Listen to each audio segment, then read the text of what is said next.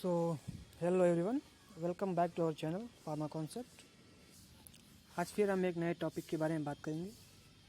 Topic का नाम है फार्मा पैकेजिंग प्रोसेस, जिसमें हम जानेंगे कि दवा की मैन्युफैक्चरिंग हो जाने के बाद उसकी पैकेजिंग प्रोसेस में कौन कौन से स्टेप्स होते हैं और जो पूरी पैकिंग की प्रोसेस होती है वो किस तरह होती है। तो वीडियो बहुत ही इंपॉर्टेंट होने वाली है, इसलिए वीडियो को लास्ट तक जरूर देखना। और अगर आप लोग चैनल पे नए हैं तो चैनल को सब्सक्राइब कर देना, जिससे कि अभी फ्यूचर में वीडियो आए वो आप लोगों से मिस ना हो सके। तो चलिए स्टार्ट करते हैं।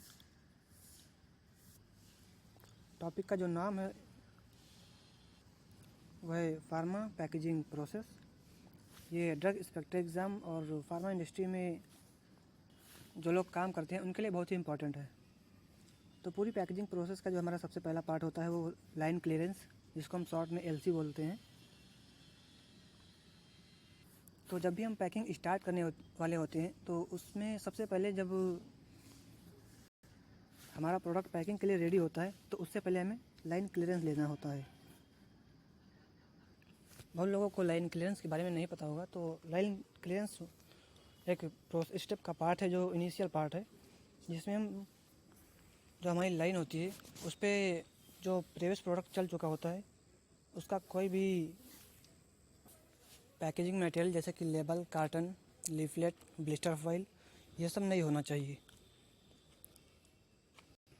यहाँ तक कि पिछले बैच का कोई डॉक्यूमेंट, कोई भी पेपर या फिर कोई ऐसा आइटम जो हमें उस बैच में रिक्वायरमेंट नहीं है, जो जो नेक्स्ट चलने वाला प्रोडक्ट है उसको ख़राब कर सकता है, तो ऐसा कोई भी मटेरियल उस लाइन पे प्रेजेंट नहीं होना चाहिए। फिर जो नेक्स्ट स्टेप है वो है रिसिप्ट ऑफ मटेरियल। अब जब एलसी हो जाती है तो जो नेक्स्ट स्टेप हमारा आता है रिसिप्ट ऑफ मटेरियल। इसमें क्या होता है कि एलसी होने के बाद जिस बैच की पैकिंग होनी है उसका सारा मटेरियल लाइन पे डाल दिया जाता है। और ये भी ज़रूरी होता है कि जब वो लाइन पे ला रहे हैं उससे पहले वो क्यूए और प्रोडक्शन ऑफिसर उसको अप्रूव कर चुका होगा कि वो जो भी मटेरियल है वो उसी बैच का है, उसका आइटम कोड और उसका जो पैकिंग मटेरियल की क्वालिटी है वो सारी सही है और वो उसी बैच की, जिससे कि कोई मिक्सअप होने का चांस ना रहे।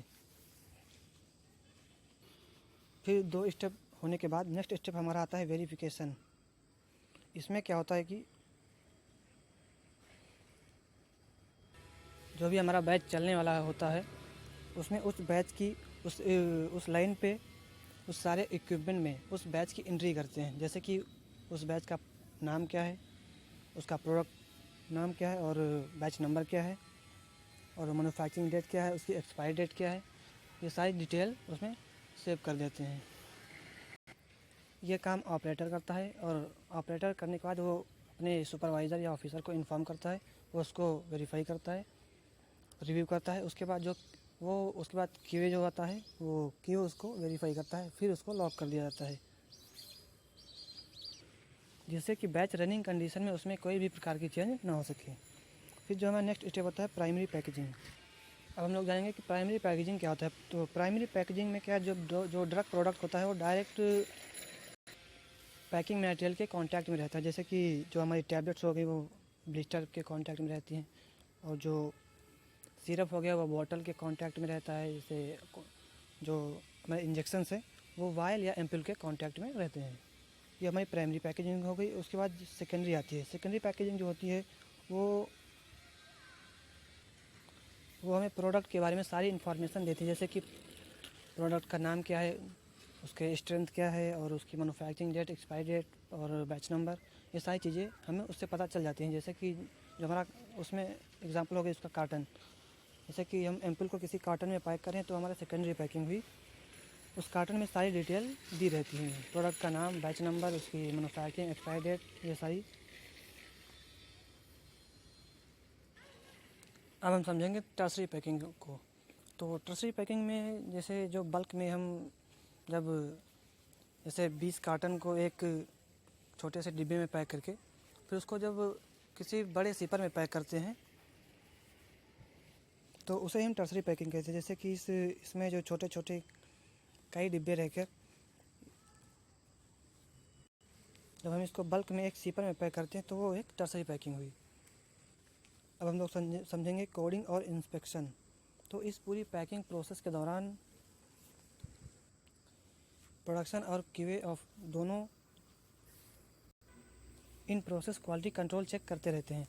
इसमें कि हम चेक करते हैं कि जो हमारा प्रिंटिंग हो रही है उसमें जो भी डिटेल प्रिंट हो रही वो सही प्रिंट हो रही या नहीं, उसमें कोई लाइनिंग तो नहीं है और डिटेल सही है, बैच नंबर सही है और बिना मिस प्रिंट के यानी कि मिस प्रिंट तो कोई नहीं जा रहा या फिर कार्टन में कोई डैमेज तो नहीं है। तो ये सारी चीज़ें हम चेक करते हैं।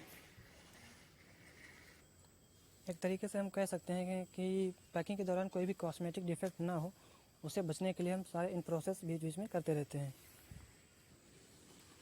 जैसे कि इन IPQC चेक में जैसे कि टैबलेट का काउंट, टैबलेट का वेट कितना है, और इंजेक्शन में जैसे कि बात करें तो ड्राई पाउडर इंजेक्शन में जो पाउडर फिलिंग है वो पाउडर फिलिंग जितनी उसकी लिमिट है उतना पाउडर फिल हो रहा है या नहीं हो रहा है।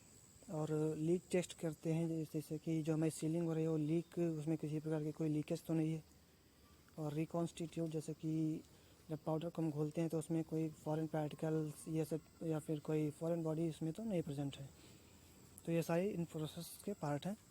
अब जब पूरी पैकिंग प्रोसेस कंप्लीट हो जाती है तो उसके बाद हमारा लास्ट स्टेप आता है रिकॉन्सिलेशन, यानी कि जो भी हमारा पैकिंग मटेरियल इशू हुआ था उसमें कितना पैकिंग मटेरियल हमारा यूज़ हुआ है और कितना रिजेक्ट हुआ है, यानी कि कितना डैमेज हुआ है, और उसके बाद कितना हमें बचा है जो हमें रिटर्न करना है वेयर हाउस को। ये सारी चीज़ें पैकिंग सुपरवाइज़र जो होता है, पैकिंग ऑफिसर, उसको रिकॉन्साइल करनी होती है। फिर उसको भी QA पूरा वेरीफाई करता है। अब जब पूरा बैच कंप्लीट हो जाता है उसके बाद जब फाइनल अप्रूवल मिलता है QA की ओर से, तब जाके वो बैच रिलीज़ होता है। यानी कि जब पूरा पैकिंग कंप्लीट हो जाती है, उसमें किसी प्रकार का कोई डिफेक्ट नहीं है और पूरा उसका डॉक्यूमेंटेशन कंप्लीट हो जाता है, उसमें कोई भी साइन डेट कोई भी पेंडिंग नहीं है, उसका प्रॉपर तरीके से पूरा डॉक्यूमेंट कंप्लीट है, क्यों ये सारी चीज़ें चेक करने के बाद उसको अप्रूवल देता है, तब जाके वो बैच रिलीज़ होता है। रिलीज होकर फिर उसको वेयर हाउस में स्टोर कर दिया जाता है। फिर वो वेयर हाउस से डिस्पैच होकर आगे मार्केट में जाता है। तो ये पूरी पैकिंग प्रोसेस है। और जो उसका डिस्पैच होता है, फीफो जो हमारा होता है, फर्स्ट एक्सपायरी फर्स्ट आउट, उसके अकॉर्डिंग होता है। जो मतलब प्रोडक्ट जो पहले जिसकी एक्सपायरी उसको पहले उसका डिस्पैच होता है, जिसकी एक्सपायरी बाद में उसको बाद में डिस्पैच करते हैं। तो दोस्तों ये पूरी पैकिंग प्रोसेस उम्मीद है आपको समझ में आई होगी और ये जानकारी आपको अच्छी लगी होगी। तो अगर इसी तरीके से जुड़ी और भी जानकारी आपको चाहिए तो आप लोग कमेंट करिए और चैनल को सब्सक्राइब करना बिल्कुल मत भूलिए। मिलते हैं नेक्स्ट वीडियो में। Thank you.